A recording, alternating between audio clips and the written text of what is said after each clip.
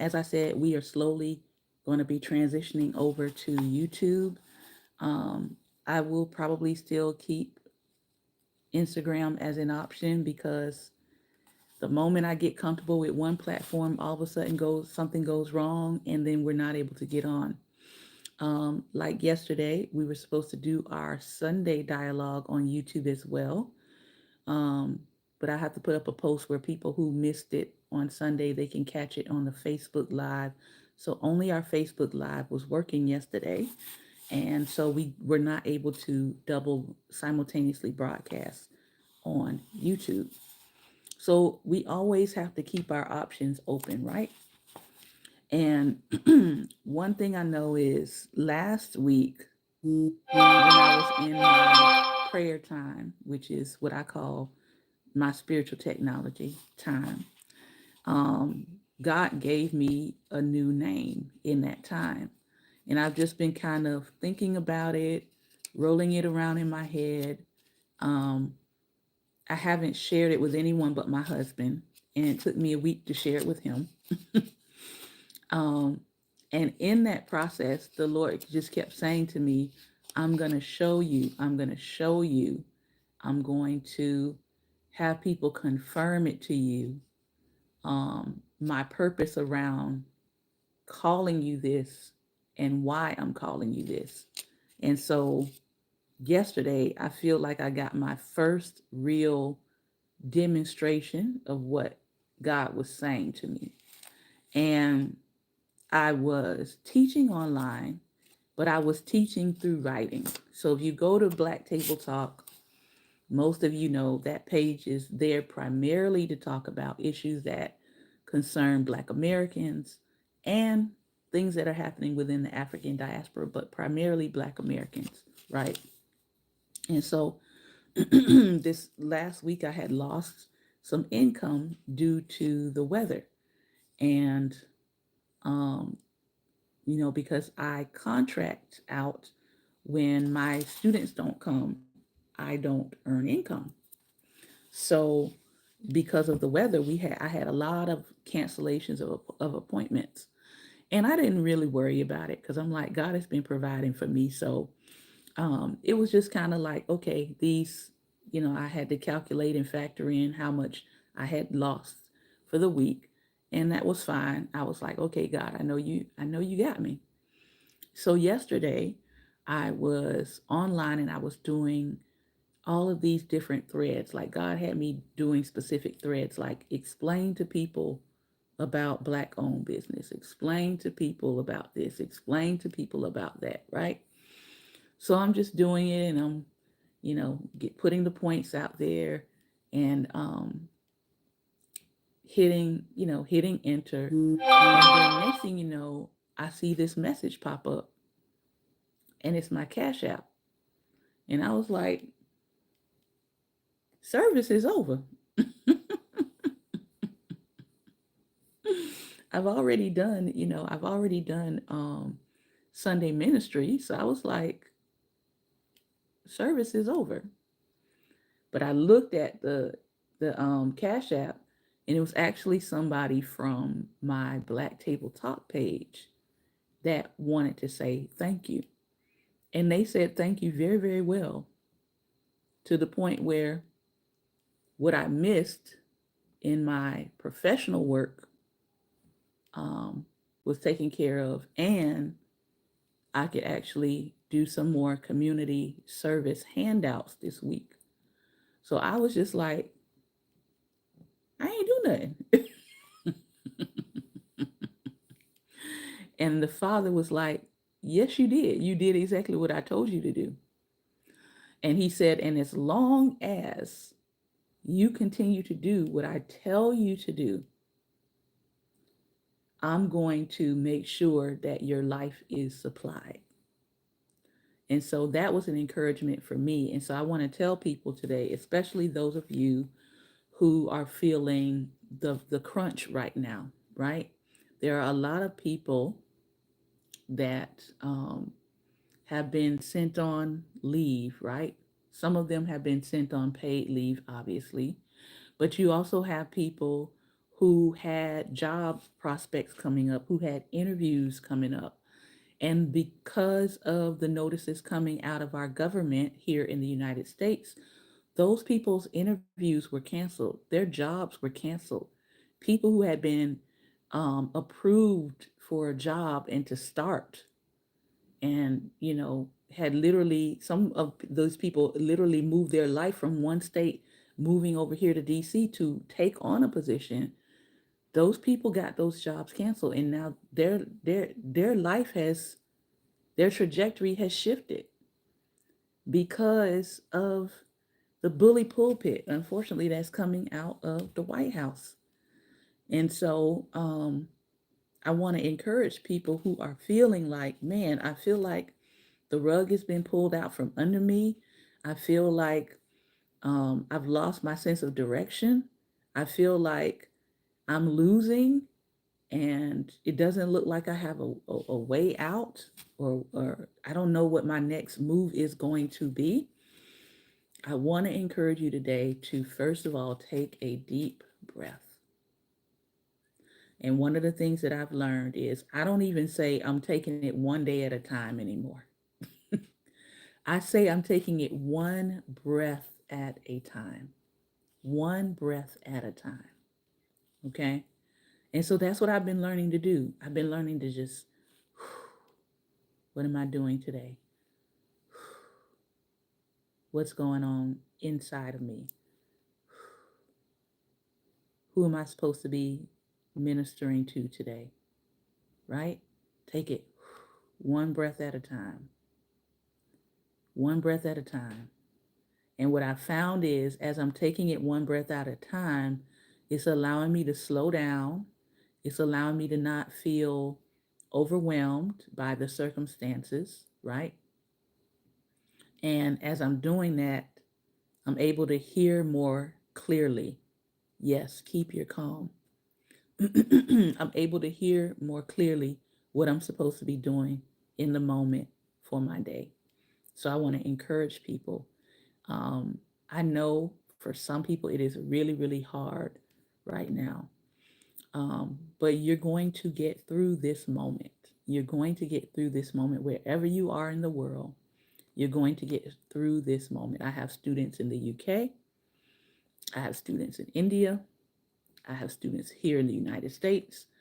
Um, and so, even with my students, I say, if you're feeling overwhelmed, let's pause, let's take a deep breath and out. And you can decide what are you going to inhale and what you're going to exhale. So sometimes I say, let's inhale peace and let's exhale anxiety. Right? You are the one who's going to decide that. And so as I was sharing on my page, Black Table Talk, which is on Facebook, somebody else came and they sent me a message and they said, hey, I just want to tell you, thank you for doing this work. People don't understand that it is a work that you're doing when you are expending energy to share information with people. And I didn't realize um, how taxing it could be when you're trying to share truth with people or share just even factual information. And there's such a rush of misinformation coming at you at the same time. Um, I've had several people say, hey, thank you for sharing this article. Thank you for sharing this link. I was feeling overwhelmed, but I didn't know where to start. I didn't know where to look. And at least this has given me a foundation of where to look for things so that I don't get overwhelmed by the amount of information that's out there, right? And then I had somebody say to me, hey, these people joined your group and they're really influential people, but they want to stay on the low low. Now, my thing is, my groups are open to anyone. I'm not a person that says, "Oh, only the college educated can come, only the elite can come." Like we don't do affinity groups. the affinity group is, are you human? Are you kind? Are you human? Are you kind? Are you human? Do you want what's best for humanity? Come on over. Okay? Are you human? Do you want what's best for humanity? And I think sometimes we make our spaces more difficult than they have to be. So I got a message early this morning, probably about 3, 4 in the morning, with somebody saying, hey, this person joined your group and they're really important in their field, and they like supporting on the back end in the quiet, um, movements like yours. And I was like, well, thanks for letting me know. I hope that they will join in and that they will support movements like ours, because our movement is basic. We like to help people right where they are. This weekend, I got a chance to help some people in the service industry with community donations that were given online. People gave dollar, $5, $15, and then I was able to take that and redistribute it back into my community to people who needed money. Um, we do that. People who need gas money, we do that. People who need groceries. There was a woman the other week, an old elderly lady. She was standing at the counter and she was like short $3.72. And I was like, I got you. Please let her go and put that on my card. Like, we're not gonna have our elders just standing in line, trying to figure out how they're gonna pay $3.72. Like, if you see that stuff, if somebody's in front of you and they're like short change and you have it, just give it. That's all. That's all. Just give it. So with the community funds, we're able to just meet immediate needs. People short of funds, people needing gas, people needing a hot meal. That's what we do with the community funds. And then we do larger projects where we partner with other people who already have a foundation going, like Move In Day Mafia. They help college students who are foster kids. They help them with their supplies and things that they need for their time in college. So we assist with that. We partner with them in giving. There is the Ida B. Wells Textbook Fund, where college students who cannot afford their textbooks, because I was one of them growing up, we help them to fund their textbooks in their technology that they need for college. So when people give to me, they're not just giving to me. When people give on my platforms, that money goes back into the community. And we have, if you're part of the We Dare Squad, we have seen some amazing things come out of that. Um, and we've seen people have hope because somebody cared enough to even do the small thing. Sometimes my philosophy is you don't have to wait until you're Oprah Winfrey to be a philanthropist. You don't have to wait till you get to be Oprah Winfrey, the Oprah Winfrey of your community. Do the small thing, do the helpful thing, do the kind thing, do it right now. Because the reality is, most people who aren't doing it right now, when they get Oprah level money, they're not going to be doing it then either. Because there's a heart posture that goes with giving and helping people. All right. So that is all I wanted to share for today.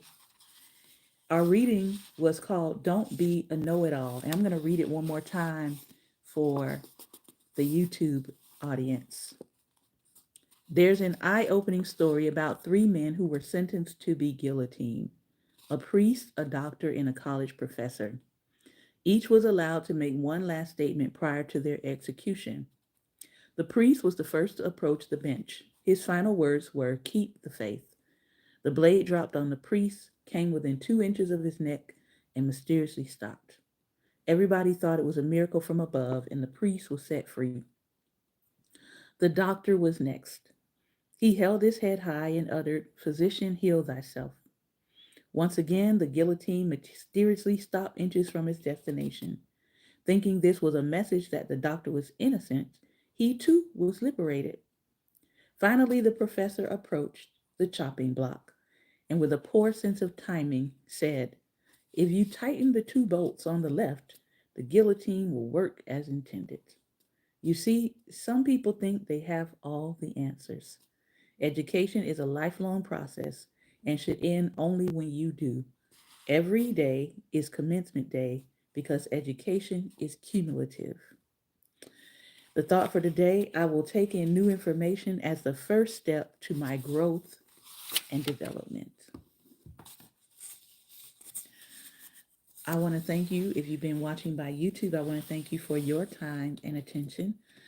We are going to have the talk back on Instagram. So if you would like to join us for the talk back and hear the response to my sharing today, feel free to join me over at Instagram at sign Daring Dialogues, all one word, and you'll find us there live. Take care, be well, and most importantly, be light.